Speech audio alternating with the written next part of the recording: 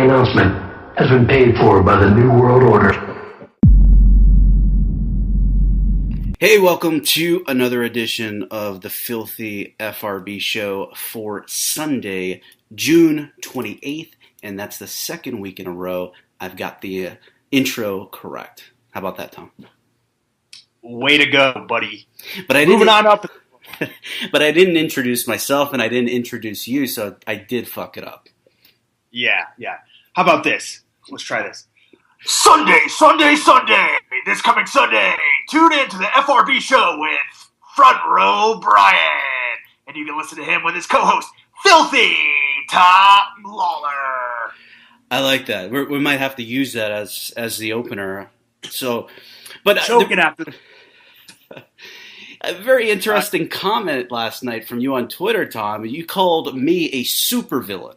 I don't know if that was like a tip of the cap or a condemnation. It was 100% a compliment. So what did you say? Yeah, you're a villain, a super villain. And who are you talking to? Snowden? No, I was talking to our buddy Vinny Megaanus there. Oh yeah. Right. Remember. Okay, we'll get to this later, but I'm sure a lot of the big news coming out of the fights last night with the UFC is centered around Yoel Romero and his affinity for Jesus and his distaste of gay Jesus, which apparently is really not what he said, but Twitter was blowing up with news that Yoel Romero was anti-gay. So that's what it was in reference to. My comment was, Brian, that if he really was going to live his gimmick, he would have moved to the Vatican City to be the soldier of God. Well, yeah, that makes sense. Isn't that what Rampage calls himself too? Soldier of God? I think he has a tattoo that says God's soldier. Oh, so. God's soldier. All right, so we'll talk about that a little bit later, but on Friday night there was a Bellator show from Kansas, and did you get an opportunity to watch it? Or? Yep. All right, so do you watch the prelims? I mean, I don't want to put these guys down because I know that they train hard and they're talented in their own right, and they do their job by selling a lot of tickets, to their friends, which really helps the promotion. But sometimes it's really tough to get into those prelims because you're probably never going to see that guy again. Yeah, I know that because of the area that it's in, and they do get a lot of fighters that you won't see on a bigger national stage. Kind of like, the week before, the undercard was littered with guys from the Shamrock FC promotion, which is a Midwest St. Louis-based promotion. So you always get, especially with Bellator, you get guys coming out of, hometown guys in the area that they're holding the card. And this card was at the Kansas Star Arena. So you're going to be getting people from not necessarily the hotbeds of MMA here in Mulvane, Kansas. Yeah, I'm looking at I was just having a sip of my Coors Light there. That's the reason for the delay. But I was looking at the prelims here, and it looked like Bubba Jenkins was on the prelims, and he was right in the center of the prelims. Like, he wasn't even on the, the top prelim of the night. And he actually won. I think that's the only name I actually recognize on here. Well, I recognize the guy that he beat, Joe the Nose Wilk. I've seen his name before. But the thing with Bellator prelims, Brian, is I don't think they're necessarily putting them on in like the order of the how they view the participants. I don't think that Bubba Jenkins being in the middle of the prelim card necessarily means they think he's the middle of the card fighter when it comes to the prelims, because he is one of their better prospects for the future. Yeah, I mean, just to talk a little bit about Bubba Jenkins, I had some really high hopes for him. He had some incredible wrestling credentials. Some of you might remember he pinned David Taylor, the great wrestler from Penn State. I think that was in 2011, and Bubba Jenkins was at Penn State and then transferred to Arizona State. And there was a lot of hype, and people were really happy when he came to MMA. And it seems like he hasn't really shown the skill set that we hoped that we would see. Yeah, well, some guys have a tough time adjusting. Obviously, everything's different, With amateur wrestling, a lot of it is dependent on setups. And those same setups don't work when you're going for the takedown in MMA. So you have to adjust. You have to learn new ways to set up your takedowns. Obviously, you're not going to be in a collar and elbow tie or faking a low single to get a reaction in a mixed martial arts fight. That'll get your head knocked off.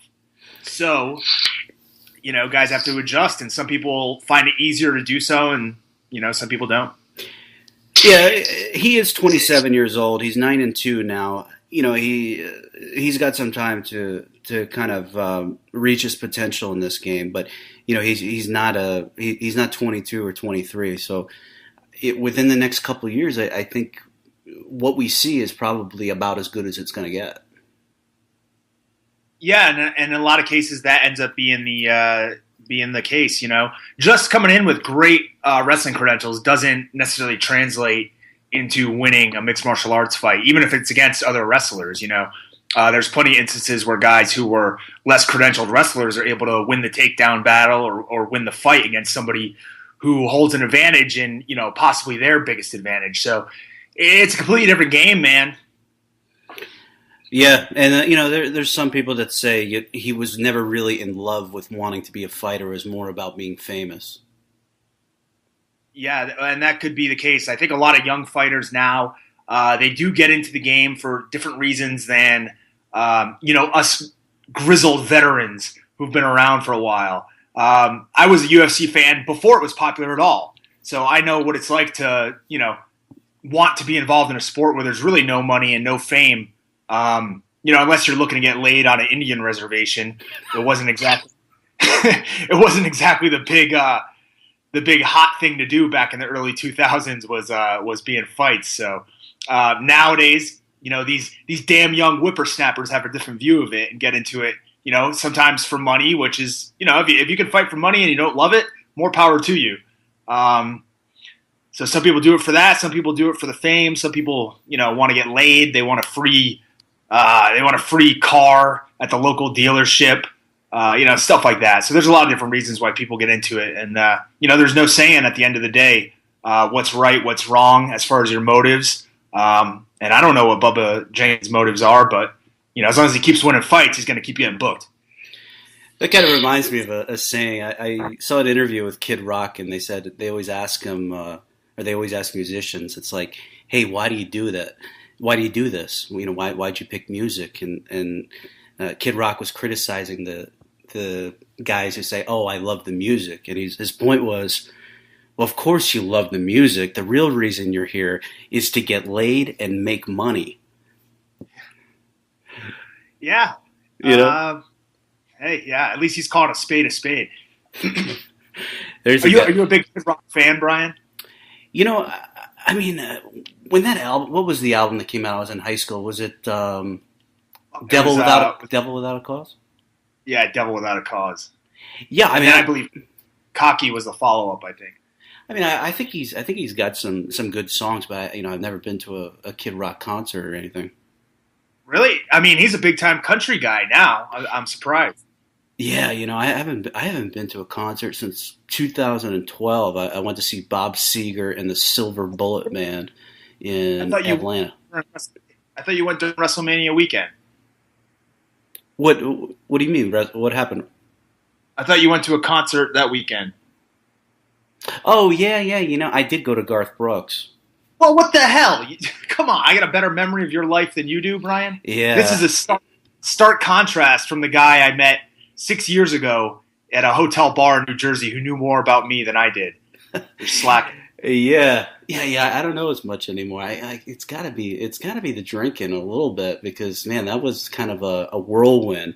On Friday, I flew all the way out to Portland, and then we get in this RV. We stop in Corvallis, and then we drive down to Sacramento and go to the concert and sleep an hour, and then drive to San Jose and hang out for an hour, and then go over to Levi's Stadium. It was kind of a whirlwind. Yeah. But, just... Life of a... Yeah. The main card of Bellator, Pat Curran versus Emmanuel Sanchez, who is a Duke Rufus guy from Milwaukee. And I don't think there was really too much to this. Pat Curran, just pretty much beat him up in every way you probably could without finishing him, and 30-27 across the board. Did you see anything in this that worth talking about? No, not really. To me, it looked like a fight between two guys who had trained together in the past and respected each other and didn't really, want to go after each other. And lo and behold, that's what it was. Yeah, so Pat Curran, at one point he was one of their golden boys there, and I guess he still is. He's one of their bigger names. But he's a guy, his last 5 fights, he's 2-3. He's lost to Daniel Strauss, he's lost to Pitbull, he's lost to Weichel, if I'm saying that correctly. Hopefully I'm not butchering the guy's name. But he did avenge the loss to Strauss. So, and he also beat Pitbull by split decision a couple of years back. Do you see him on the decline, or do you think he's somebody that could still ascend to the top of the Bellator featherweight division? I don't know. And the fight, he didn't look spectacular. And I don't know if it was Jimmy Smith or actually Curran himself who brought this up, but he's kind of fallen into this habit of being kind of like a one-dimensional guy. He basically just relies on his stand-up, and in the past I think he was more well-rounded. So I think if he goes back to a more well-rounded attack, obviously he's still young and has some really great potential, but a few years ago he looked like he was one of the best guys in the world at 145, and right now he just doesn't look like the same guy. Yeah, do you think he's not putting as much emphasis on his grappling? Because he's a big guy for 145 pounds. He's 5'9", and I got to think, he's damn close to $180 walking around. I mean, he looks like a guy who could impose his will in the cage with these smaller guys. Yeah, I think that's what he should do. You could see it in the third round. Curran got the takedown and put a little bit of a beating on him, but he might be better served doing that earlier in the round, or at least faking takedowns and pushing that action so that he can get a good response and land some more strikes cleanly. Because like I said, just a couple of years ago, I thought that he was arguably one of the top guys in the world at his weight. And, obviously right now I wouldn't say the same thing. He's still damn good, but yeah, he's definitely slipped a little bit. But the next fight, I mean, this, Before we can get to that fight, Brian, next fight, they show Randy Couture in the crowd with, if you had to guess, who would he be with? Well, he's got a new girlfriend, Mindy. Was he with Mindy? I don't know if that was her, but it was some hot-ass, young-looking blonde. So yeah, that's Mindy. Okay. Yeah. Yeah. Okay. I wasn't really worried about what her name was. Yeah, that's Mindy. It seems to be getting pretty serious. I think that would be marriage number 4 for Randy. Yeah. Hey, maybe after that, if it goes sour, they could start their own stable. His 4 exes.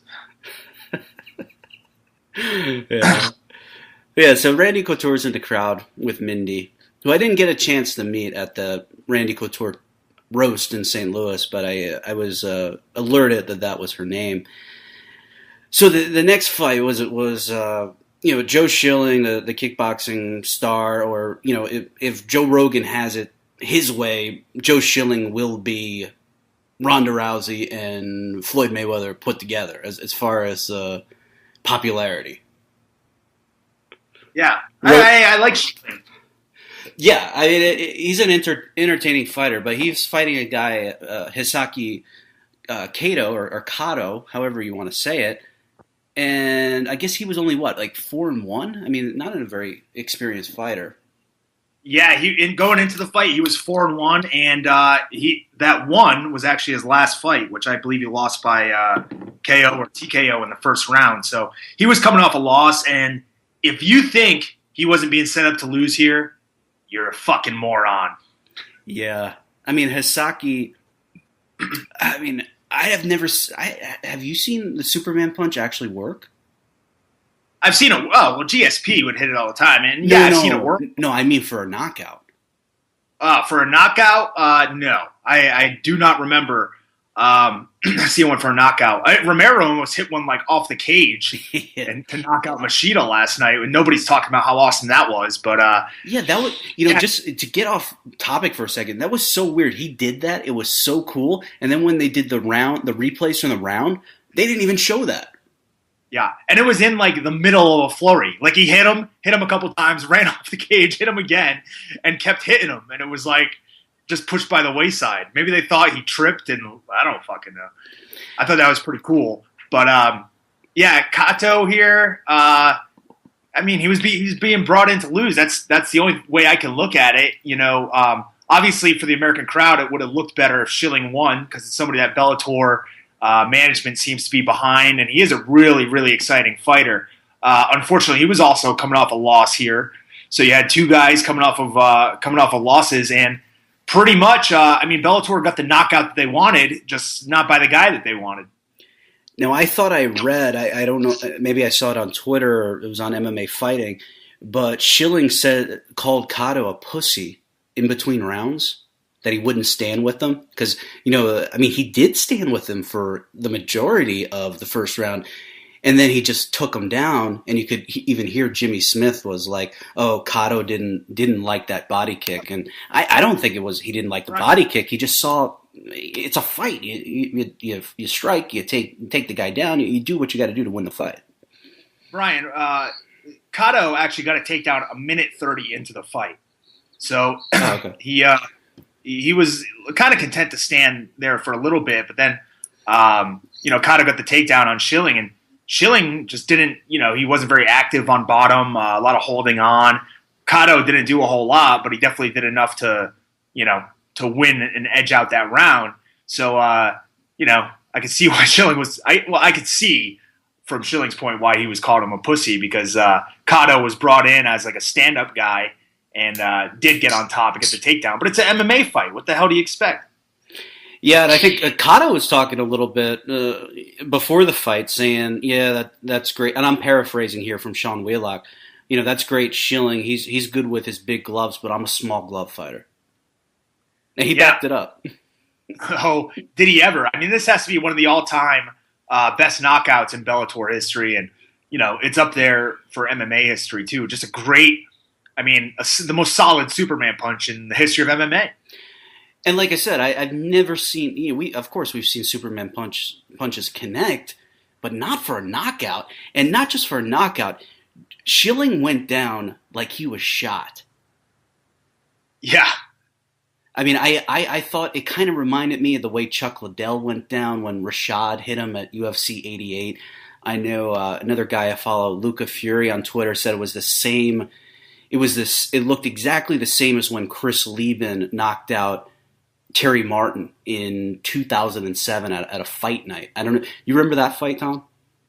I don't remember. I remember that fight happening, but I don't remember specifically. So here's the thing. Like, Martin nails Lieben, and Lieben he's almost out on his feet and just kind of uses the fence as a springboard, puts his back against the fence, and then just comes forward with this desperation left hand and just kills Martin.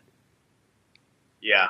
It was an incredible knockout because he looked like he was totally out of it. But, this knockout by Kato was pretty incredible. And we have another great knockout to talk about a little bit later. But, man. No, that one's coming. You got to mention it before I did, damn it. So, yeah, I guess we said enough about that one. But John Alessio versus the Caveman, David Rickles. Now, I guess I should have prefaced my introduction to Alessio by saying the Academy Award-winning John Alessio. This one, boy, I'm not too sure on this situation here. Because when Rickles threw, I think it was a left knee to the side of the head, like, you could kind of tell, like, when he was almost about to hit him, you saw him, like, his actions, you could say, okay, he just knew that he fucked up. So he pulled the knee a little bit. Like, he didn't, like, crush him like prime Mark Coleman in pride knee. Do you think he pulled it a little bit? Because at the end he was like, oh, fuck, I just did something stupid. Yeah, I think it's one of those instances as he was doing it, he kind of realized that he had screwed up. And I think he even said it, it looked like he was mouthing, that he knew that he screwed up and he was, kind of beside himself. But Alessio, and far be it from me to call somebody out on something like this because, we're not in the cage. We don't know exactly what's going on. But it looked like he took the easy way out because as soon as he got hit, he pops up, complains about the knee, and then goes back down. So, very controversial end to the fight, and it was a no contest. Yeah. So, do you think that the way the rules are, there was a case that maybe Alessio should have just won by disqualification? I'm reading the rules as we go right now. Yeah. And it's tough to make this determination.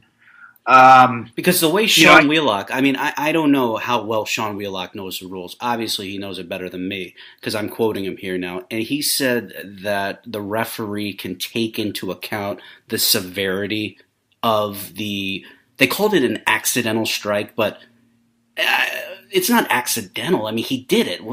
I don't understand accidental versus. Yeah. The way that I understood it, was that okay, so say he had gone for, he was transitioning or something into a front headlock or something. They were in a strange position and he accidentally knees him in the head. Okay. To me, that would be accidental. What Rickles did, unfortunately, was not accidental. It was definitely intentional. Whether it was intentional as a illegal move is another thing because I don't think it was. I don't think he went, I'm going to follow this motherfucker and knee him in the head. I think he was just caught up in the moment, but it's still an intentional knee. He still meant to throw that knee. So how about this theory? The referee called it unintentional, so we didn't have to disqualify Rickles. Yeah, I think that's what happened. So maybe the referee he's like, yeah, it was intentional, but I can't DQ this guy. He was boxing him up, and Alessio was on Queer Street before this happened. Is that does Gay Jesus live there? It's possible.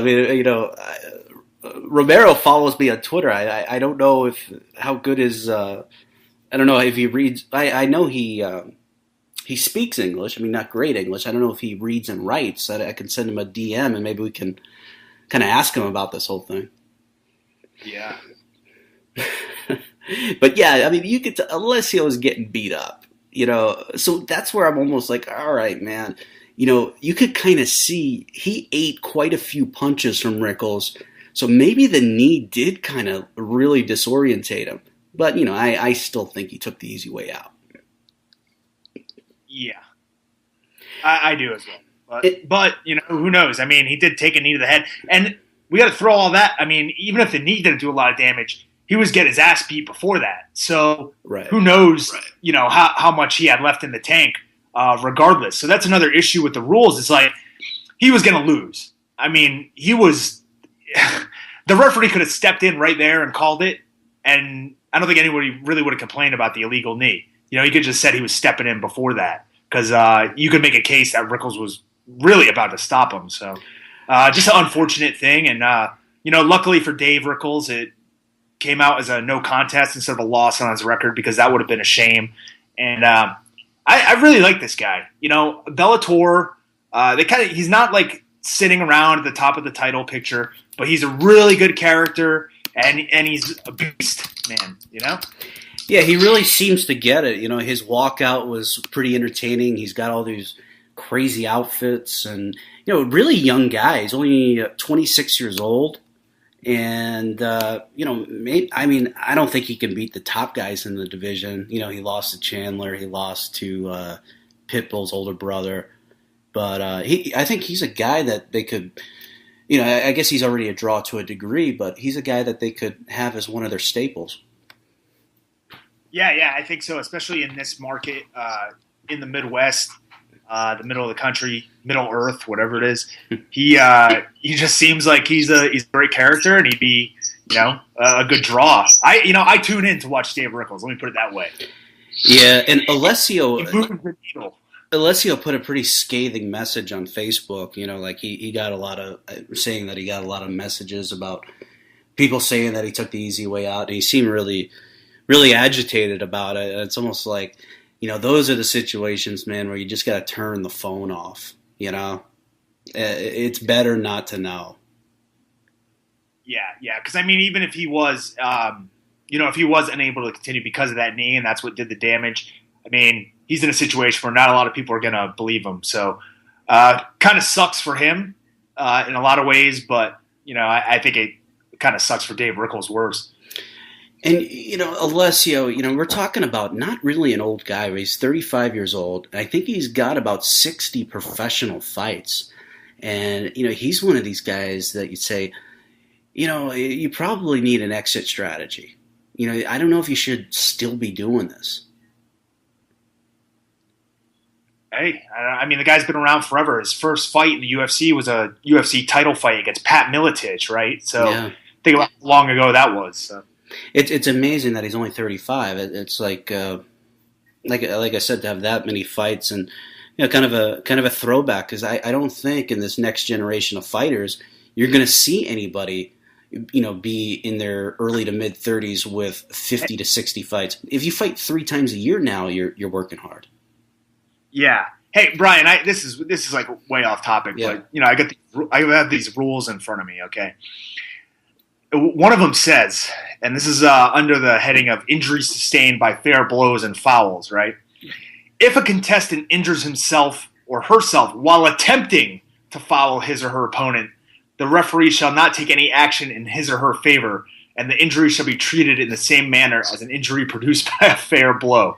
So if you try to injure, like say you go for a kick to the balls and blow your knee out, well, you're going to lose the fight. Well, that makes sense. That's a good rule. Yeah, but I can't believe that it even has to be put into writing here. Like, you injure yourself intentionally trying to foul somebody. Yeah, and to speak in a more general context, I don't understand why knees are illegal. Now, I can see why the soccer kicks, because some of the soccer kicks they look horrible. It makes the sport maybe a lot more violent than it really needs to be. But the knees to the ground, are they that much worse than Yoel Romero elbows, for example? If you're going to talk about the damage that's done, apparently not, I think. But what do you think? Because you're in there. Would you like the option to be able to knee people on the ground, or do you kind of like that security, knowing, let's just say somebody has you on your back, that's one thing you don't have to worry about? No, I 100% would love it if knees were included. I think it definitely changes the strategy of the fight. But if I can get somebody down in a front headlock and hold them there, why should I be able to knee him in the head? I guess the biggest issue that people run into is it just looks barbaric. It's not I don't think it's going to do very much more damage than Yoel Romero's elbows. I don't know if it could. So I think it's just a perception thing. Obviously, soccer kicks are a different rule to me. They're a different thing. But knees, I think, would change the game for the better. Do you like the soccer kicks? As a fighter, I wouldn't be opposed to them. I think most of the fans view it as, too barbaric. Yeah. I remember who was in that fight in ONE FC, and it was a real eye-opener. It was just like, oh, man, maybe these probably where Roger Huerta got his head kicked off by Zorobabel Moreira. Okay, I think it was. Oh, yeah, and that was one of those where it's just like, all right, maybe we don't need these in the sport. Yeah, that one was really bad. It was awesome. It was awesome to see. If you're a spectator, not too great for Roger Huerta. But, that one looked really brutal. And I think that may have been, I don't know. I know ONE FC went through a slight rule change with the soccer kicks and stuff, but I have to review their actual rules because I get confused. Yeah. All right, so moving on to the main event of the evening was Czech Congo versus Nikolai Volkov. And Congo pretty much just dominated, took him down whenever he wanted. It wasn't really too much to this. Yeah, pretty damn boring. Congo, I don't know, maybe just he learned from King Mo's strategy against him. Yeah, Congo's kind of an underrated grappler. I mean, I remember, wasn't Paul Buentello? Didn't he fight Paul Buentello? And Paul was always known pretty good takedown defense. I think he wrestled in college, and Congo just kind of took him down and, beat him up. I mean, for a guy who came up in Muay Thai, he's a pretty decent grappler. Yeah, I think I remember back in the day they were saying he was like a French Greco-Roman champion, but yeah. I don't know the validity of that. It's like that intercontinental title tournament down in Argentina or Brazil. Yeah, down in Brazil. Yeah. I don't know. I'd have to check the record books and check Congo's wrestling credentials. But hey, he did take down Cain Velasquez. Well, that's true. I mean, he lit Cain up. I think that was UFC 99. Yeah. You know what? For a guy, he beat Cain up standing and took him down and still got waxed. So yeah. He might be the only guy in the history of fighting to do that. Yeah, I remember that. I mean, just to give you an example how crazy the message boards are, after that fight, people are like, oh, I don't know about Cain. Yeah, I mean, it seems like just a lot of hype. And it's like, all right, well, a really good striker hit him a couple times, and he was rocked a little bit, but he still did pretty good. Yeah. So I think go back. I'm like looking at the rules, and I'm stuck on this damn Alessio situation because I don't know. I'm reading the rules, and there's a lot of like I don't know. It says if 5 minutes exceeds, the fight cannot be restarted, and the contest must end. Well. The what would it be? Deliberations on what was going on seemed like it took 10 minutes, not 5. Yeah, and really, situations like that should be played out with your corner even before. There should be some set ground rules. I mean, I know guys who, have agreements with their corner to where they will never say, I give up.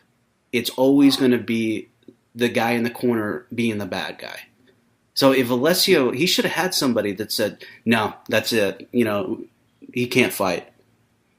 And that would have taken the heat off him. Yeah, that's true. It would have been good to have a nice heel manager in the corner there, but I mean, again, then it goes into, if you throw a towel in, the referee doesn't have to recognize the towel. The rules are kind of weird. If you throw the towel in, then you're quitting. You're DQing your own guy, so you can't do that. Yeah, but what if you wanted to do that because you knew? Okay. So you were saying that if you threw the towel in, Alessio would have been DQ'd, and it wouldn't have been Correct. a no count. Okay.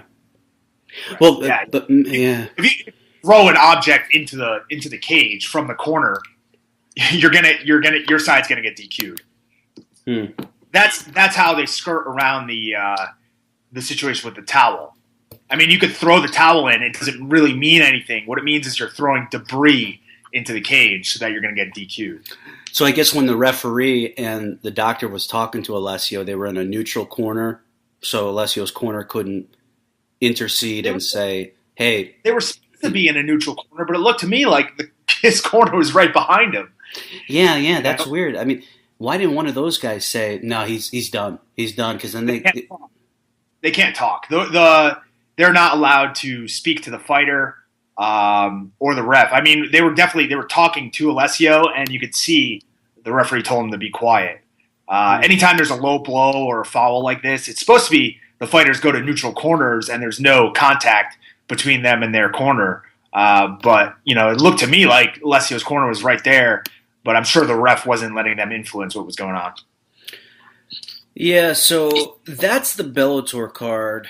I think the next one is like July 18th or something. Let me look that up and give you guys an idea of who is on that card. Now it looks like July 17th. That's a Friday from Mohegan Sun. Looks like Doug Lima versus Koreshkov. How do you say that guy's name? I think it's Andrei Koreshkov. Yeah, for the welterweight title. Paul Bradley versus Chris Honeycutt. I mean, that's an interesting fight. Bradley wrestled at Iowa, and Honeycutt was, I think, at Edinburgh.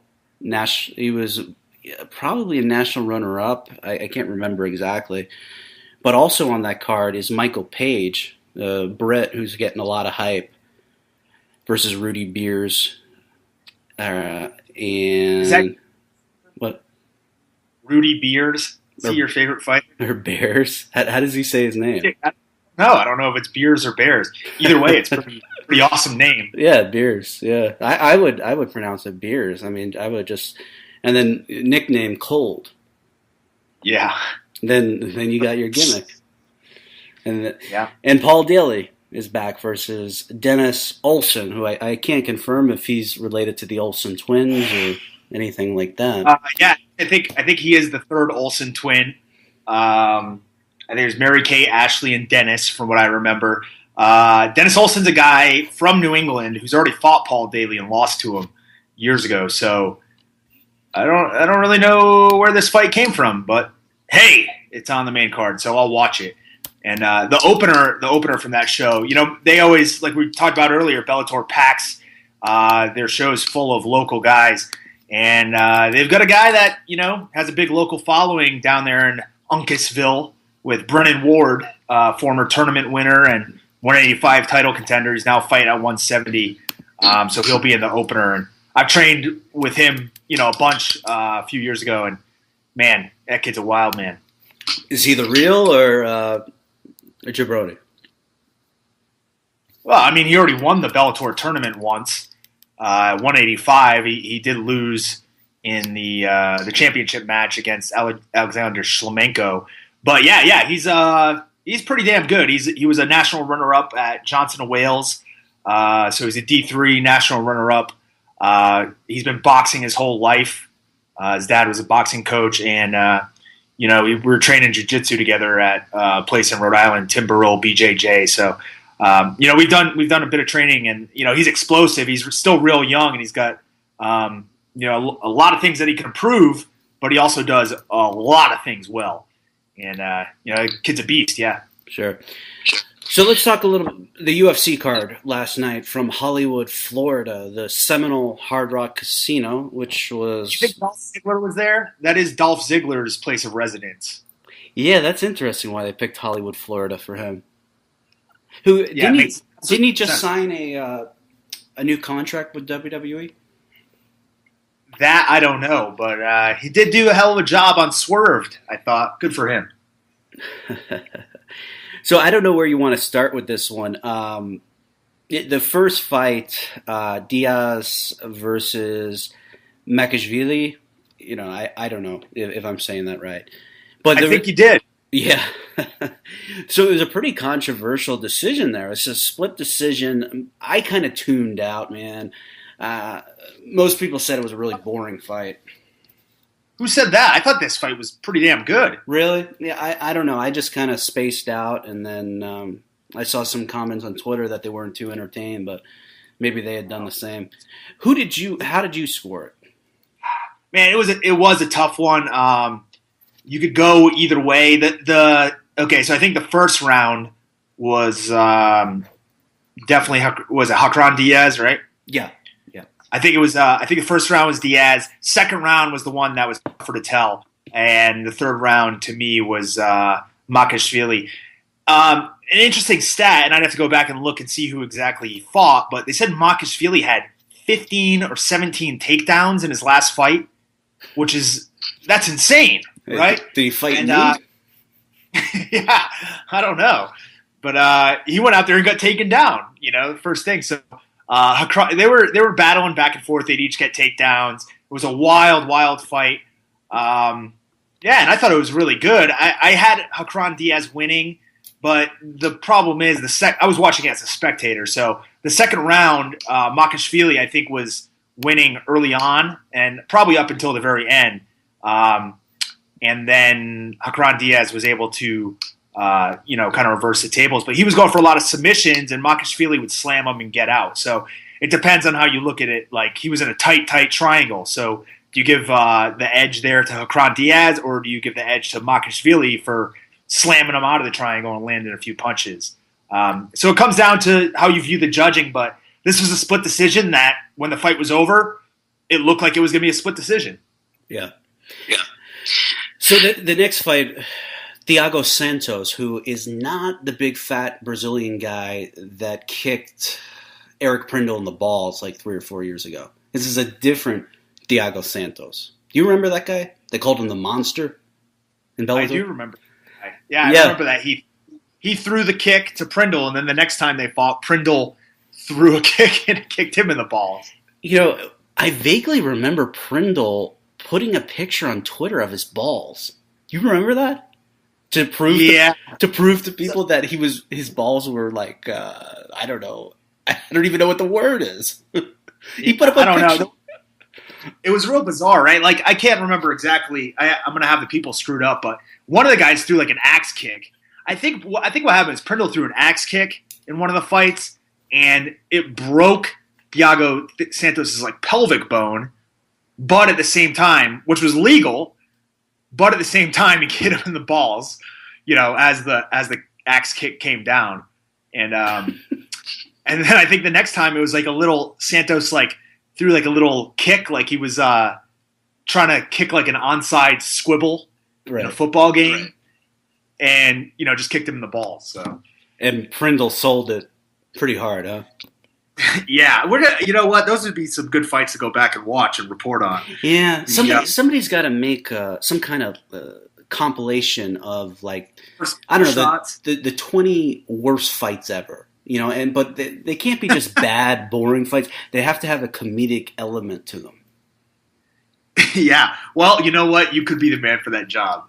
I don't know. It seems like too much research. But this Thiago Santos... Maybe we could just come up with the fights and then beg a peon, a ham and egger online to do it. Yeah, get some jabroni to do it. But this Thiago Santos is no jabroni.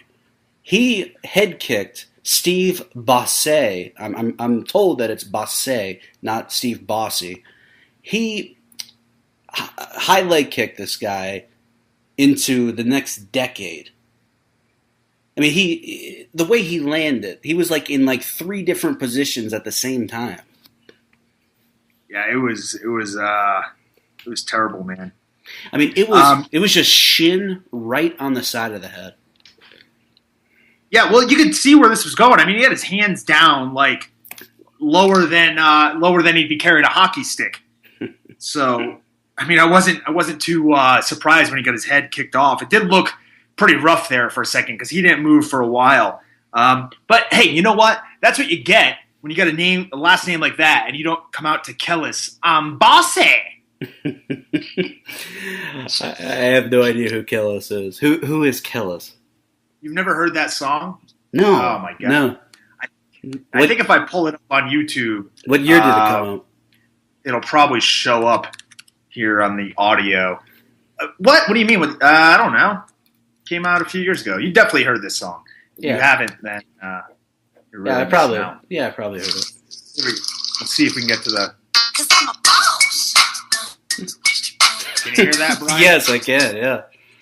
You don't remember this song? I don't, no. But now we're gonna get pulled off iTunes because they have some gimmick. Really? Hey, cut it, Tom. Cut it, really? They have some gimmick that can like trace copyrighted material, and I got in trouble once for I don't know how they do it. So like if they get you a second time, like they're thinking like you're violating copyrights and like terms of service. Yeah, and so like, and then you have to like go give them an explanation. Like they have some way of like scanning it and then matching it up with copyrighted material. So And I already got in trouble. That's why our intro has been changed. I don't know if anybody cares or anybody wants to know. That's why there really isn't an intro anymore, because I got in trouble for the Hendrix song. Oh man. Yeah. Oh well. Yeah. that's the. Oh, sorry. Yeah. Sorry. As far as I'm concerned, you can toss the Apple has. Get it? Right.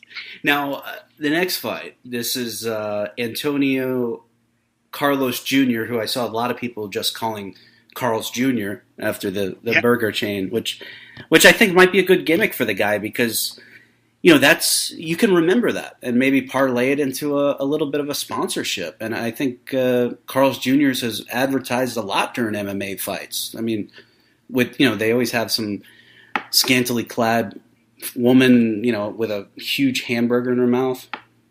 Yeah, I actually thought that he was the heir to the Carl's Jr. throne, and that was his gimmick. Kind of like EC3. He's like the MMA version of EC3, but instead of Panda Energy, he's got Carl's Jr. backing him. Now, is Evan Carter really related to Dixie? Ethan Carter? No, he won the last version of WWE NXT before it turned into its current incarnation of FCW. Oh shit. He was Derek Bateman.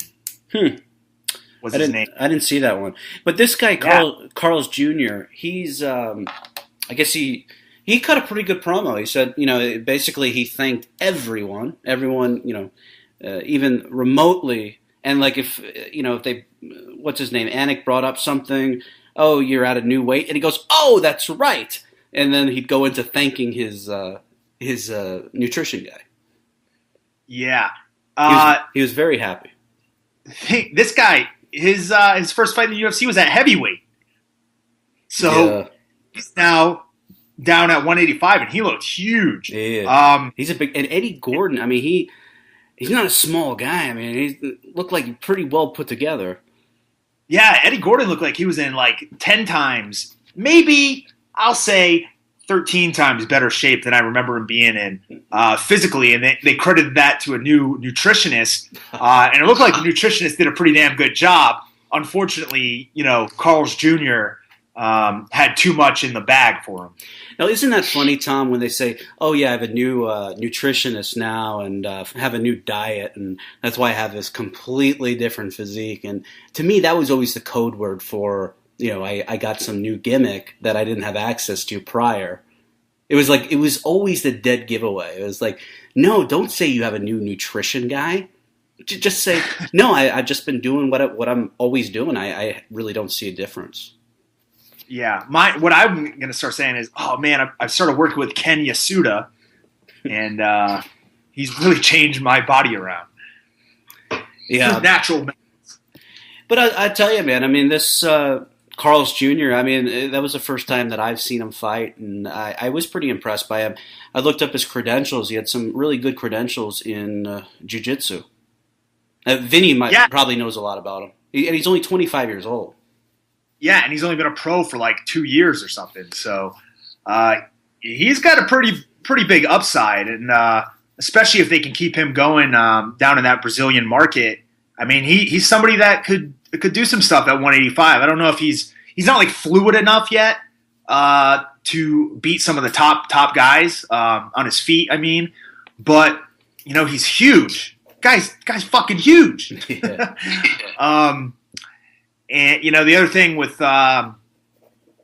Truck Gordon here is, since he won the Ultimate Fighter, he has not won a fight in the UFC. So that's 3 straight losses in a row for him. And the last one was a split decision loss to Chris Dempsey.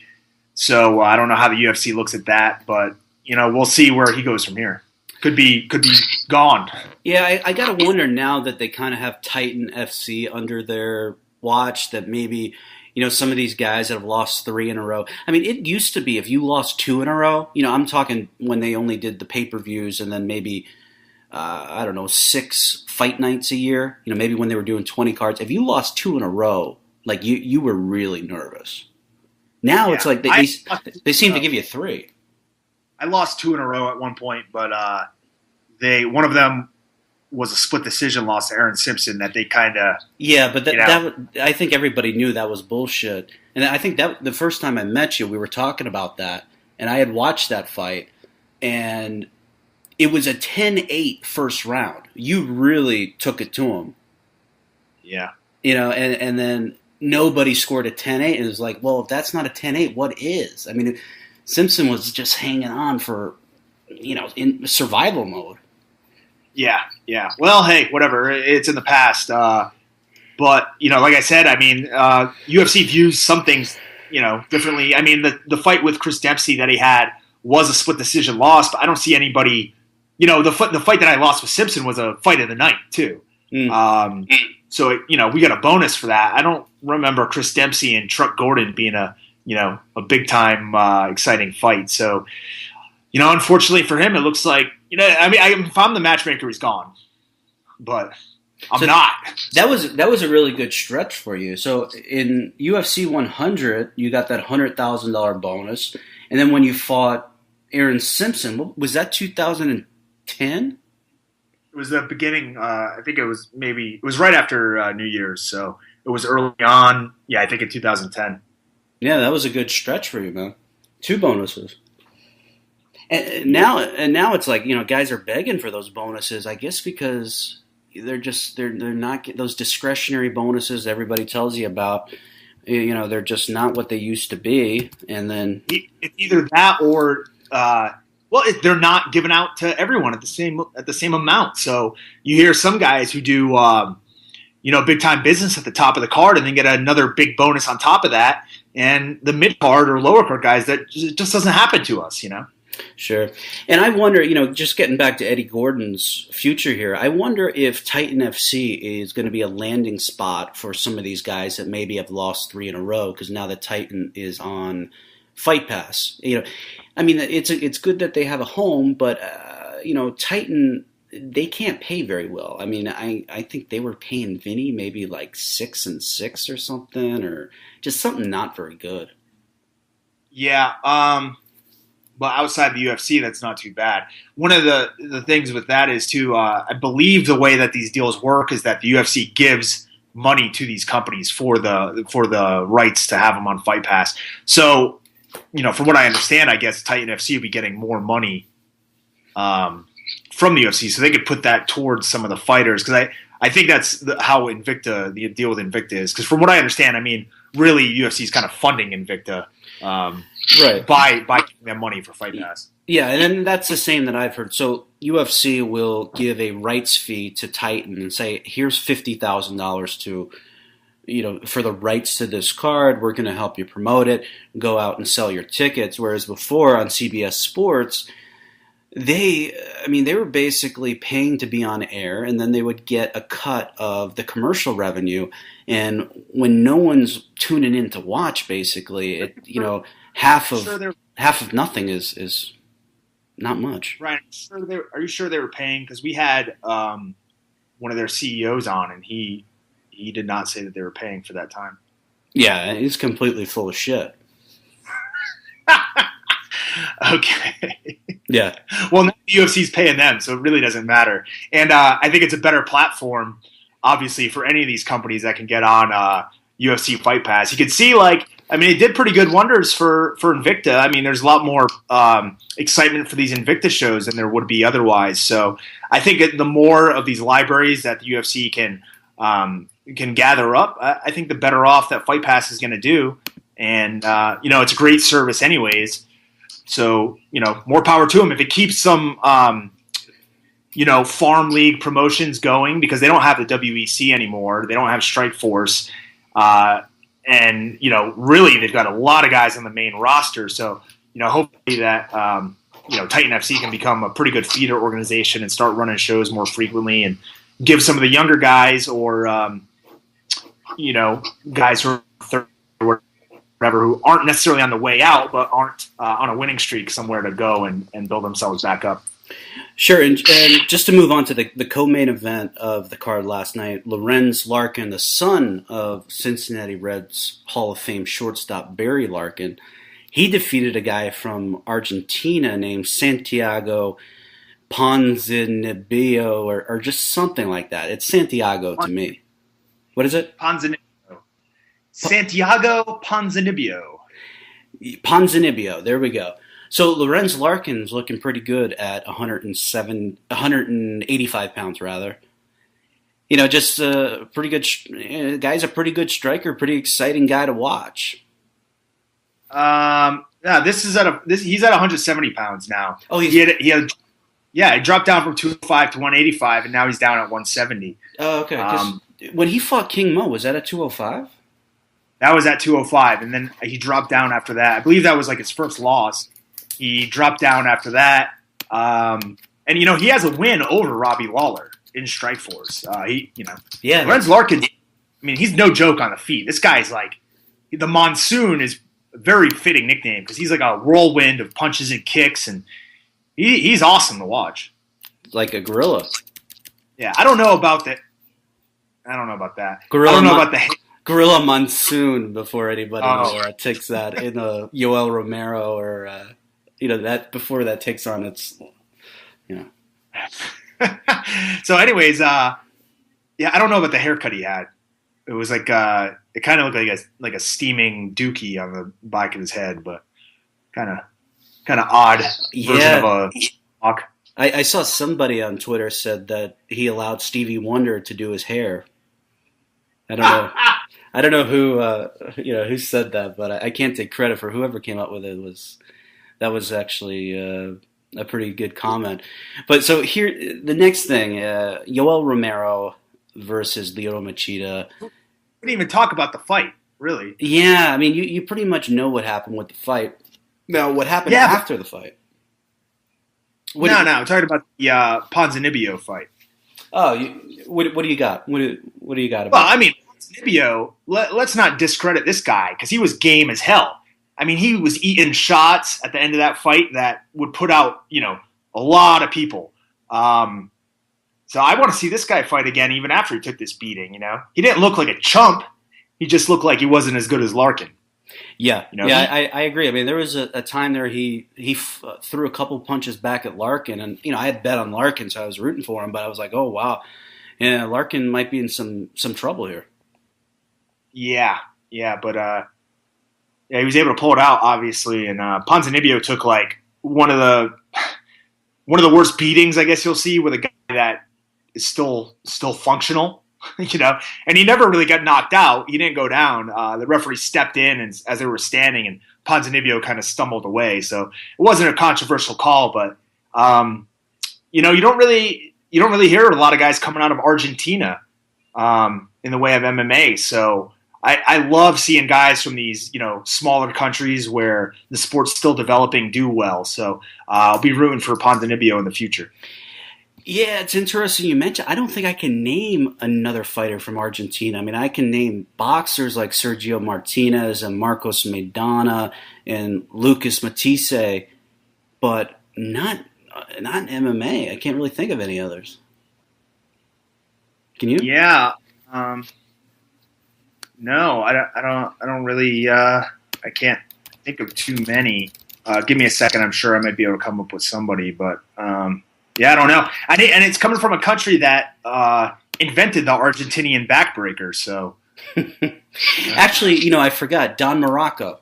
Isn't he from Argentina Rocca? Argentina Roca, maybe. Roca. I think Don Morocco is from Morocco, right? Or Hawaii or something. Don Morocco is a medicine man. He would send the sheik some very good medicine from Hawaii, some good herb. Yes, I'm sure that you did. All right, so here's the thing that we've been teasing this whole thing. Yoel Romero, Lyoto Machida, I mean, there's really not that much to say about the fight. Romero was really, really talented fighter, and it seemed like the first round he was fighting like a fighter that had never fought in a 25-minute fight before. He was kind of conserving his energy. The second round, I thought that he started, the outputs increased, but it was still, it's like, hey man, let's kick it into the next gear here. And then in the third round, he just, took down Machida and then threw 5 or 6 elbows, and Machida just went out. Yeah, I mean, this guy's pretty explosive. Yeah, and I'm not saying that in the way that Mike Goldberg does in reference to any black guy that's out there fighting. I mean, Yoel Romero's like, as soon as he got this takedown, he was landing these elbows. He was blasting them, and I think it's something that a lot of fighters can learn from. You got to take advantage of these quick opportunities, these quick finishes. You hear about it. You're a wrestling fan. You hear about it, Brian. Like, quick finishes are the way to win matches. You get in a single leg, you finish that single leg right away. You don't give the guy a chance to recover. And a lot of times in MMA, people get takedowns, settle into a position, and then start to work. Well, Romero, and if you watch, he kind of just like ragdolled Machida down. I mean, he went through 2 different techniques there, but it wasn't as if he did like a real technical takedown.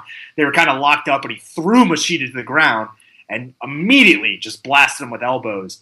And, like I said, this is something that I think a lot of fighters can learn from. Hell, I know I'm going to start training this immediately. So, yeah. So I'm trying to find online here a transcript of what he said in his post-fight interview. Do you have it, or do you know where I can pull it up so I can just so there's no controversy on what he actually said?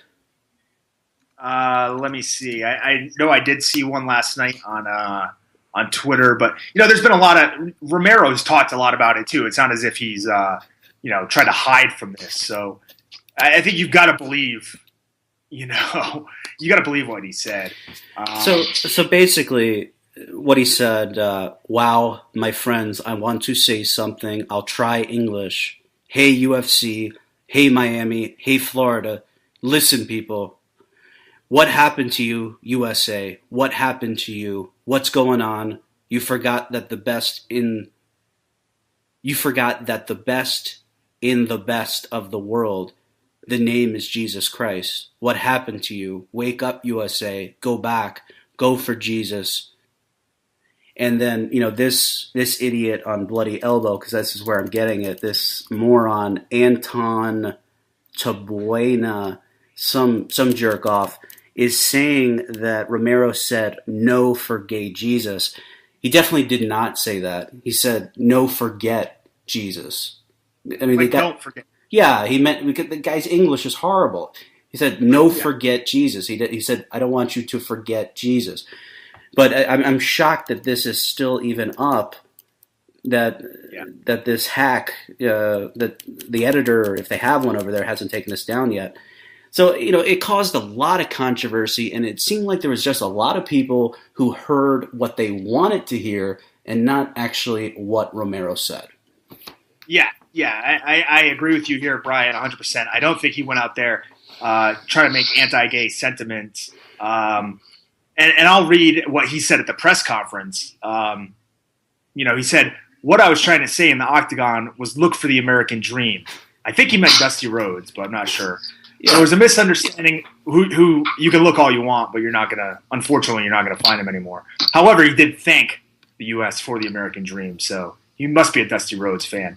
Yeah, and that was something that I said on Twitter, that I think Yoel Romero is the American dream. If you take a look back in history of people that came over here looking for a better life, this is a guy. I don't think everyone's familiar with what you have to go through to defect from Cuba. I mean, now it's a lot easier because the diplomatic relationships are better, but usually it meant that you would have no contact with your family. I mean, you were just you could never see them again. You could never visit your home ever again if you came to the United States. And he actually defected to Germany first. Yeah, I think Sweden. Well, it was either Sweden or Germany that he was. Yeah, and then I think that was because he was trying to get into the United States, and for whatever reason, it was just easier to defect there and then figure out how to get from Europe to get a visa over here. Yeah. Okay, I'm going to continue to read what he said, too. Yeah. So he said he was looking for the American dream. There was a misunderstanding about gay marriage, and I want to say something. God told Maria Magdalena, you're a prostitute. Go and don't sell anymore. And he told her with love. Who am I to judge anybody? Even though I didn't refer to that, even though there was a misunderstanding, I will tell you something. God made man to be free. Anybody can do whatever they want. I wouldn't be the type of person to critique anybody. I've got to live with myself first, be a better person, and be able to love people. I didn't refer to anybody. What I was trying to say was the United States, thank you for giving me the American dream. There's no better country in the world because it is blessed by God. It is in the dollars that this country was made by Christian people. That means it's blessed by God. Well, I mean, that's a pretty good promo, and I think that makes a lot of sense. And because I see these people online on Twitter saying, well, if he wasn't talking about gay marriage, what is he talking about? And I don't know. I don't read minds. Is he talking about the Charleston shooting? Is he talking about the gradual decline of the United States compared to some of our rivals throughout the world? I don't know, crumbling family values in his. I don't know what the guy's thinking about. But he definitely didn't say anything negative about gays. And another thing, why is the decline of the U.S. as far as being like a imperialistic power, like why is that a bad thing? You know, I hear like people, let's use the UK as a great example, right? At one point, they were in control of a lot of the modern world, okay? And now they're not. They're like not second rate, but they're not necessarily. I mean, they're a world power, but they're not controlling other other interests in other parts of the globe, right? Yeah. And I'd say the world's probably better off for that. Yeah, I think we're kind of on the same page there, Tom. I'm more take more of a libertarian type view. I think we should mind our own business more, but I think there's a certain amount of people who equate global dominance to economic dominance, and we've seen that is declining, and other economies are emerging. You know, economies that were totally down in the dumps. You know, when we were kids. Like what? Well, I mean, you take a look at China. Russia is resurging. I don't think it's doing too well right now. What's that, Russia? Yeah, I think a lot of the secondary countries, Brazil, Russia, India, China. China's a different situation, I think. But these other countries, you can look at Brazil, and they're not doing well economically right now at all. And a few years ago, they were projected to be doing really well by this point. So it seems like some of these countries that were expected to develop into bigger powers, it's not happening. And, you know, with technology how it is now, it's a lot easier for people in different parts of the world to access different products. So it doesn't have to be, like a situation where everything's manufactured in one place and they control it. I think it's better off with, it's basically a spreading of the wealth, I guess. But with that being said, I mean, these other countries like Brazil, South Africa, they were really projected to be big time powers. The trade really went up. We're talking about globalization of trade. Straight from, I kind of said it. I was like, Yoel Romero, I mean, he takes people down and viciously batters their skull with his elbows. And we're worried about him possibly having an anti-gay opinion. Possibly. Now, we're worried about that. It's like, what is this rush to be offended? And it seems like it's the media, these MMA media guys. Dude, if he would have gone out there and said, what's wrong with you, America? You're letting gay people get married. If that's what he had actually meant, which I don't think it is, I'd be offended. Why would you be offended? I'm kind of offended by the way he went after America anyways, I understand it. I don't think it's how he meant it, but when he said, what's wrong with you, America? Wake up. I'm fucking awake. I've been awake for 32 years, buddy. Don't come out here and tell me that I need more God in my life, because I don't. Yeah, I mean, I guess I did see some people upset that he kind of called out the country, and who is he to do that when he's an immigrant to this country, and he's only been here maybe 5 years or something. I did see some people with that saying that. Yeah, well, that's what America was built on. So, he can use his freedom of speech all he wants, but man, if you really don't like some place and you don't like the way things are going and you can't change it, then get the hell out, Like, I mean, clearly there's more wrong with other parts of the world than there are in America, and other parts need to wake up more than the U.S. So, I mean, to throw that at the U.S., I don't know. Yeah, I think that is a legitimate gripe against what he said, but that's not what the alleged MMA media is upset about. They don't care about that. They're concerned that somehow he might have, could have, in a roundabout way, insulted gay people, and they're up in arms about it. They're bitching, moaning, crying, and it's just like, hey, these guys fight in a cage, and whatever he thinks. I mean, how does that change your life? Who cares? Yeah, I mean, unless he shows up in San Francisco in the Cortez district, and or whatever it is, Castro district, and which would be fitting in a way.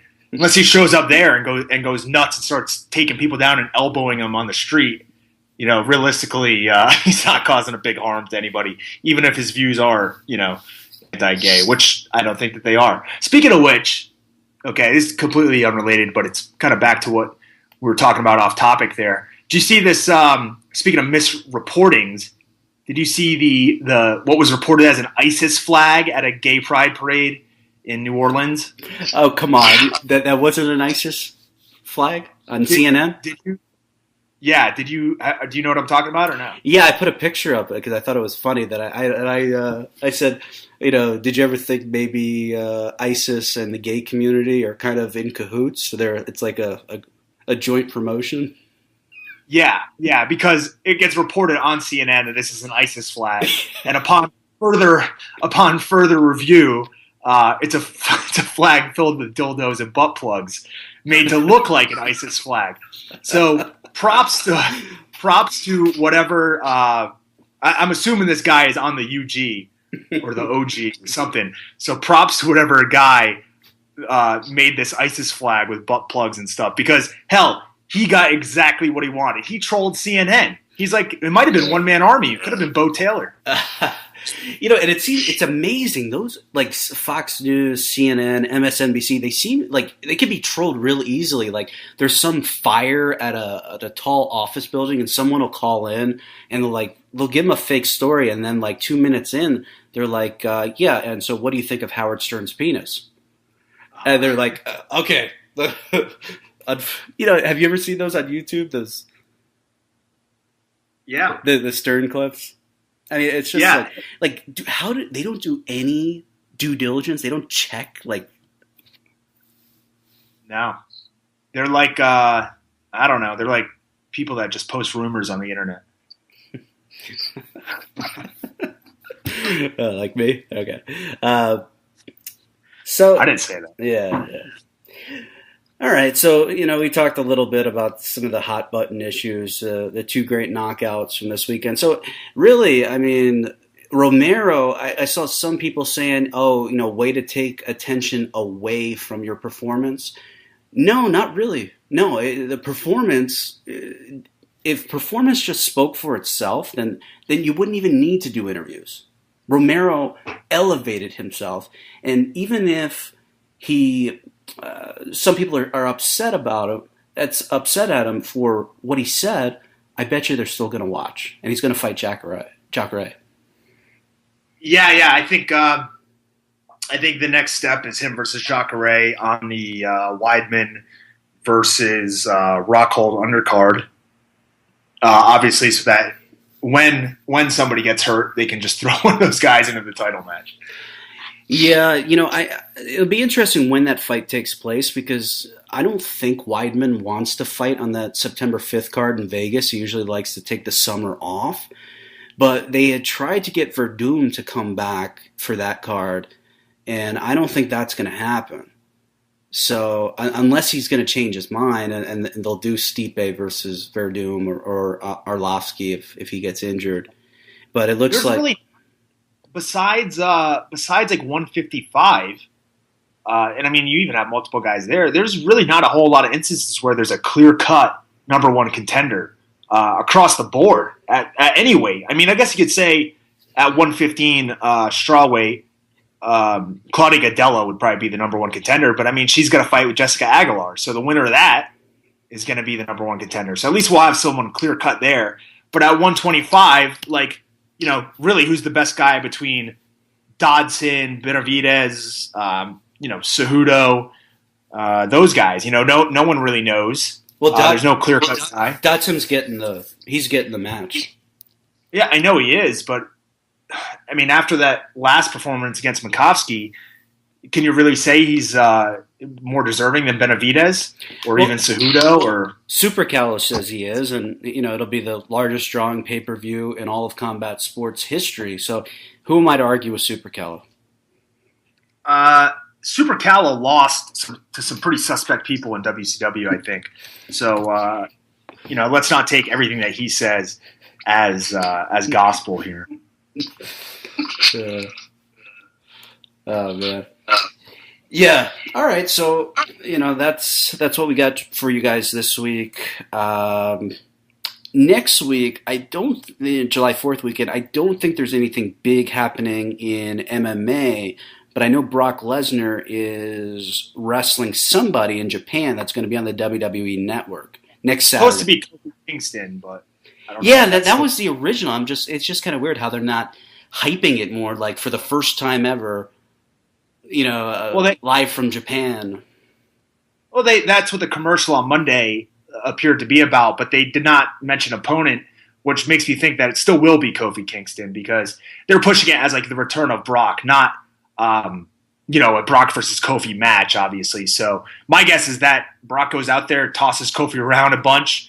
Probably throws around New Day, the entire lot of them, and then walks out with the pin. Hey, going back to Super Calo, yeah, Brian, you know, this guy lost to Lash LaRue. Lash LaRue? Who is that? Is that the guy with Corporal Legend? Lash LaRue, man. Guy. See my life flash before my eyes. He was in Misfits in Action with G.I. Bro and General Rection. He also lost to Disco Inferno. He lost to Fake Cyclope, which was Dean Malenko. That was actually a really awesome gimmick there. I gotta find the Barbarian versus Super Calo from WCW Saturday Night in 1998. I'm sure that's a great one. A classic, I'm sure. Yeah. We should go back and watch some of those. It'd be great if you checked your phone once in a while. Yeah. What was that? Great American Bash '91. Yeah, we both just so happen to watch probably almost the entire show, but not all of it. Is that the one that started with a scaffold match? Yeah. I don't like those scaffold matches, man. No, they're boring, and it's a high risk of injury. Luckily, like this one, I had no clue what was going on. Plus, you have PN News, who's like 500 pounds on top of the scaffold. I mean, whose idea is that? Yeah, and you know, the only guy that looked comfortable up there was Bobby Eaton, beautiful Bobby Eaton, I guess because he had been in a scaffold match a couple years before. The rest of the guys look legit fucking scared, and I don't blame them one bit. No, I don't blame them. I don't blame them whatsoever. Yeah. Hey, you know who's really awesome after watching that? Like, I'm watching that show. Did you see it was the Dustin Rhodes and Young Pistols versus the Freebirds? Yeah. Right? Brad Armstrong, underneath that Bad Street gimmick. Yeah. He was like clearly the best wrestler in that match to me. Yeah. Is he still refereeing for WWE? I don't know, but no, I think it was his brother that was refereeing. I don't think he's refereeing. Brad Armstrong? Well, which one died? Well, I don't know. Maybe it was him. Could have been him. Oh, shit. Yeah, Brad Armstrong did die. Well, I don't think he's reffing anymore then. Yeah. But, maybe it's Scott Armstrong, the referee. Yeah. Are you sure it's not Stretch We got Stretch Armstrong. Who are some other people that could be in there? I don't know. Who else is Bullet Bob Armstrong? Bullet Bob Armstrong, Stretch Armstrong. Yeah, I don't know. I forget. I thought there was more guys with that last name. But So are you going to watch the TNA pay-per-view? okay, yeah, I don't know. I've been trying to convince myself not to, but I have this like undying urge to watch it. It's kind of like watching WCW towards its end. You know, it's not really going to be something you want to watch when you're doing it, but you know, it's like a dirty enough little thing. You know, it's kind of like a dirty, guilty pleasure. And the King of the Mountain match, man, it's got to be the worst gimmick ever. To put the belt on, it's like a reverse ladder match. Like, remember they did the reverse battle royal? I was like, this is the dumbest shit I've ever seen. That was the worst ever, that match. You got guys pretending they can't get in the ring, like they're fighting outside. What should it just be a fucking mad dash into the ring and the fattest, worst out of shape guy just loses? I mean, that's what it should be. Oh, to me, that was literally when I said, you know, I don't feel like watching TNA anymore. I mean, I used to watch it a fair amount. I used to order the pay-per-views when they did once a month. When I saw that, I was like, nah, this is garbage. Yeah. Oh, well, I mean... Hey, are you going to be in town in Las Vegas on July 20... No, shit. Well, yeah, you're fighting that weekend. So I'm on that Friday, I'm going to be at Global Force, and then that Saturday, I'm going to Chicago for your fight. Good Lord, man. Yeah. What a travel schedule that's going to be. Yeah, I'm looking forward to it. I'm just hoping this Global Force. I hope they don't pull anything and cancel it or something. Yeah, and the week before that, here's a Ring of Honor show, which I wasn't aware of. So now I'm pretty pumped up for that. What date is the Ring of Honor show? It's either 17th or 18th. Oh. Yeah, so it's the weekend before. And, where is that at? Oh, like Sam's Town something? Yeah, I think it is at Sam's Town Casino. The last one they ran, I think, was at the Orleans, but that was a pay-per-view. So, yeah, I think they're at Sam's for this one. So, hey, Las Vegas has turned into a little wrestling hotbed. Yeah, as it should. I mean, a lot of people, it's a cool place to live. There's no income tax, at least state income tax, so it's kind of like Florida. Yeah. I wonder how a show like, I don't think they're going to run here, but a show like PWG would be, where it's kind of more of like it's like a night out. Hey, that reminds me, did you see who showed up at Pro Wrestling Guerrilla on Friday? Yeah. Sofia Vergara. Jay, it's not my fault. Apparently she just got married to this guy, and he felt like going to see some wrestling matches, and she tagged along. And some of the pictures of her, she looked quite uncomfortable there. Yeah, well, hey, that's a lesson to all you pathetic mouth breathers out there. There is hope. You can be a wrestling fan and still end up with a hot chick. Yeah, exactly. Yeah. All right. So I guess we'll talk about what we're going to do next week. I don't know if there's going to be much to talk about other than maybe a little bit about WWE, unless there's a MMA event that I'm forgetting. No, I think next week's the one week that it's completely open. So yeah, I don't know anything that's going on next week. Big holiday weekend, and I think a lot of people stay away from holding shows that weekend because everybody likes to go out and get fucked up. Exactly. All right, that's it for this week. Later, guys. Or win the fight against somebody who holds an advantage in, possibly their biggest advantage. So it's a completely different game, man. Yeah, and there's some people that say he was never really in love with wanting to be a fighter. It was more about being famous. Yeah, and that could be the case. I think a lot of young fighters now, they do get into the game for different reasons than, us grizzled veterans who've been around for a while. I was a UFC fan before it was popular at all. So I know what it's like to, want to be involved in a sport where there's really no money and no fame. unless you're looking to get laid on an Indian reservation, it wasn't exactly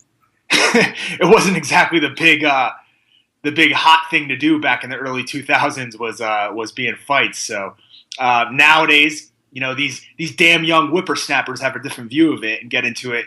Sometimes for money, which is if you can fight for money and you don't love it, more power to you. So some people do it for that. Some people do it for the fame. Some people, want to get laid. They want a free car at the local dealership. Stuff like that. So there's a lot of different reasons why people get into it. And, there's no saying at the end of the day what's right, what's wrong as far as your motives. And I don't know what Bubba Jenkins' motives are, but, as long as he keeps winning fights, he's going to keep getting booked. That kind of reminds me of a saying. I saw an interview with Kid Rock, and they said they always ask him, or they always ask musicians, it's like, hey, why do you do that? Why do you do this? Why'd you pick music? And Kid Rock was criticizing the guys who say, oh, I love the music. And his point was, well, of course you love the music. The real reason you're here is to get laid and make money. Yeah. Hey, yeah, at least he's called a spade a spade. Are you a big Kid Rock fan, Brian? When that album, what was the album that came out? I was in high school. Was it Devil Without a Cause? Yeah, Devil Without a Cause. Yeah, I believe Cocky was the follow-up, I think. I think he's got some good songs, but I've never been to a Kid Rock concert or anything. Really? He's a big-time country guy now. I'm surprised. Yeah, I haven't been to a concert since 2012. I went to see Bob Seger and the Silver Bullet Band in Atlanta. I thought you went to WrestleMania weekend. What do you mean? What happened? I thought you went to a concert that weekend. Oh, yeah. I did go to Garth Brooks. Well, what the hell? Come on, I got a better memory of your life than you do, Brian. Yeah. This is a stark contrast from the guy I met 6 years ago at a hotel bar in New Jersey who knew a Midwest St. Louis-based promotion.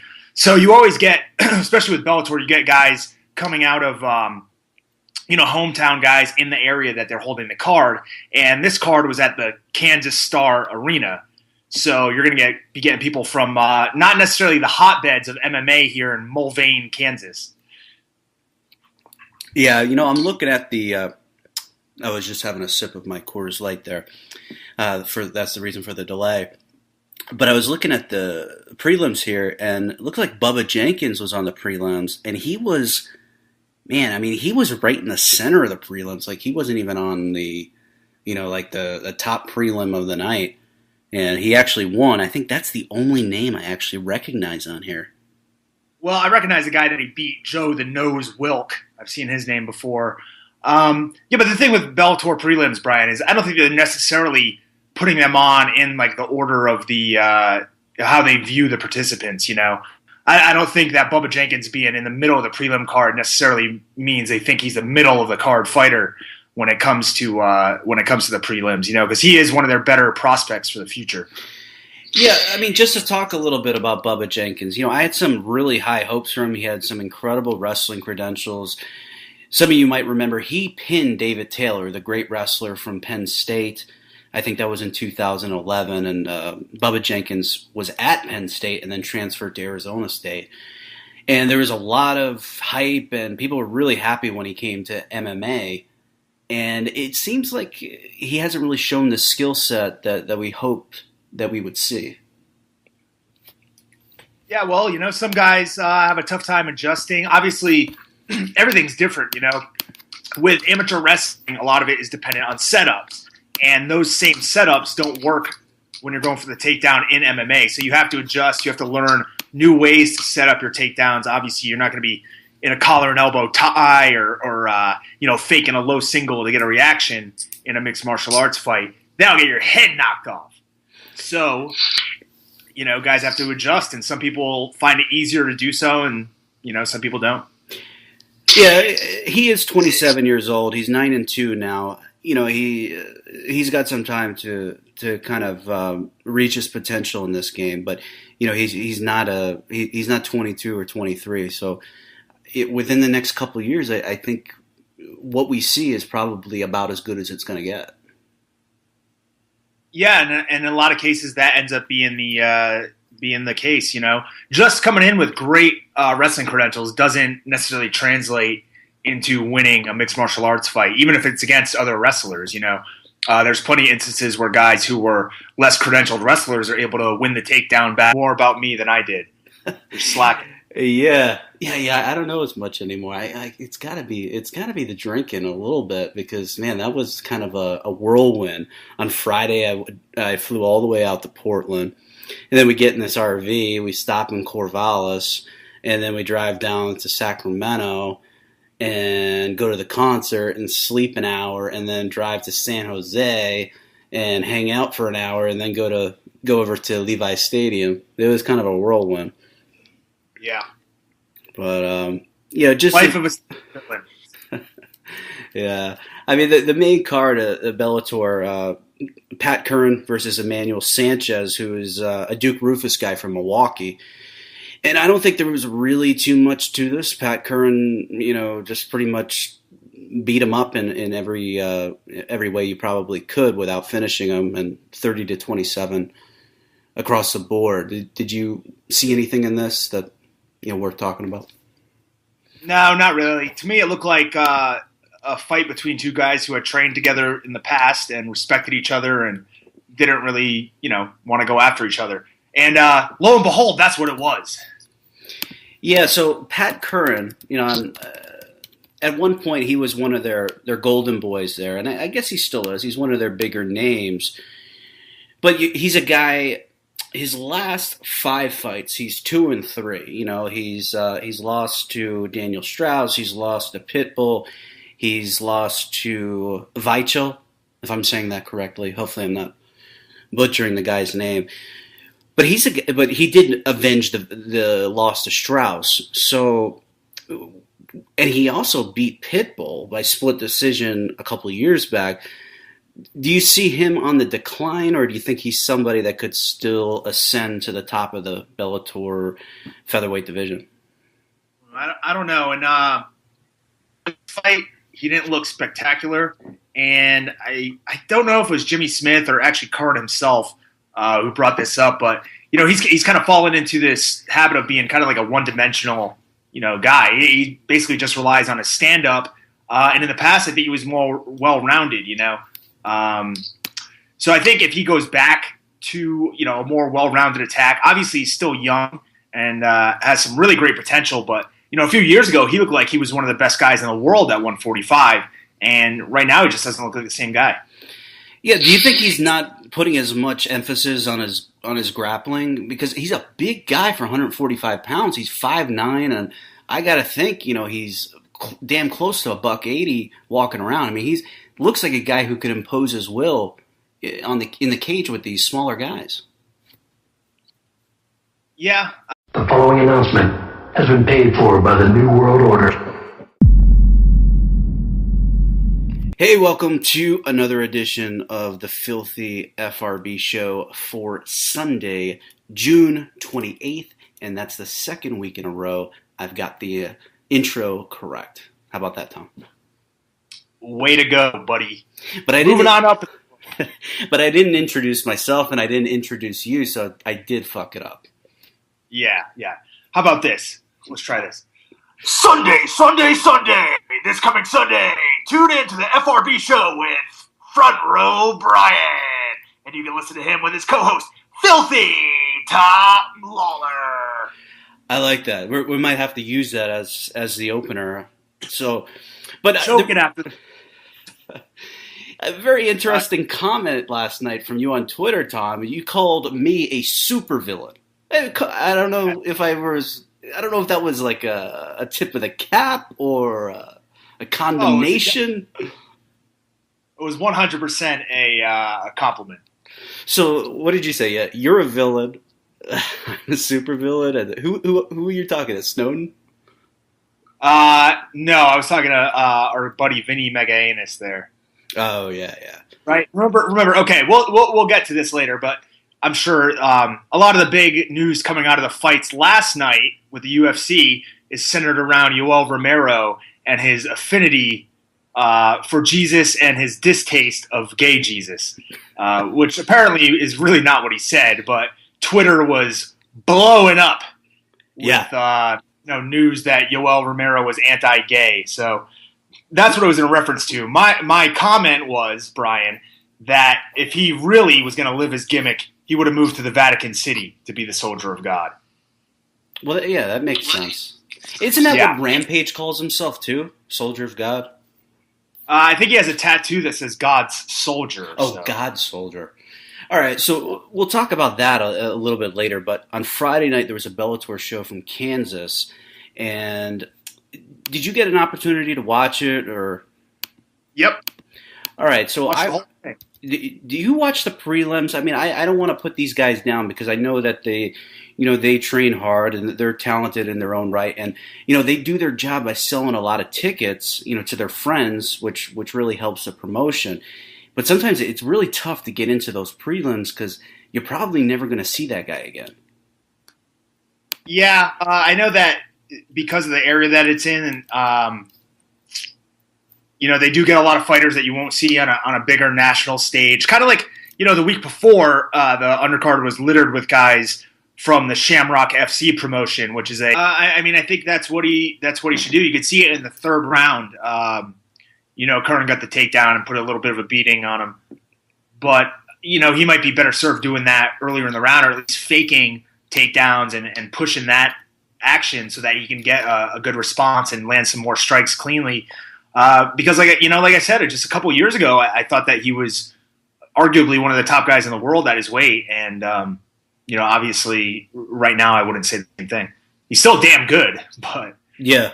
Yeah, he's definitely slipped a little bit. But the next fight, I mean, this, Before we can get to that fight, Brian, next fight, they show Randy Couture in the crowd with, if you had to guess, who would he be with? Well, he's got a new girlfriend, Mindy. Was he with Mindy? I don't know if that was her, but it was some hot-ass, young-looking blonde. So yeah, that's Mindy. Okay. Yeah.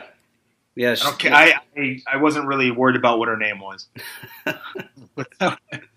yeah, that's Mindy. It seems to be getting pretty serious. I think that would be marriage number 4 for Randy. Yeah. Hey, maybe after that, if it goes sour, they could start their own stable. His 4 exes. Yeah. Yeah. So Randy Couture's in the crowd with Mindy, who I didn't get a chance to meet at the Randy Couture roast in St. Louis, but I was alerted that was her name. So the next fight was Joe Schilling, the kickboxing star, or if Joe Rogan has it his way, Joe Schilling will be Ronda Rousey and Floyd Mayweather put together as far as popularity. Yeah, I like Schilling. Yeah, I mean, he's an entertaining fighter, but he's fighting a guy, Hisaki Kato, or Kato, however you want to say it, and I guess he was only, 4-1? I mean, not a very experienced fighter. Yeah, going into the fight, he was 4-1, and that one was actually his last fight, which I believe he lost by KO or TKO in the first round. So he was coming off a loss, and if you think he wasn't being set up to lose here, you're a fucking moron. Yeah. I mean, Hisaki, have you seen the Superman punch actually work? I've seen it. Oh, well, GSP would hit it all the time. And I've seen it work. No, I mean for a knockout. For a knockout? No. I do not remember seeing one for a knockout. Romero almost hit one off the cage and to knock out Machida last night. And nobody's talking about how awesome that was. But that would just to get off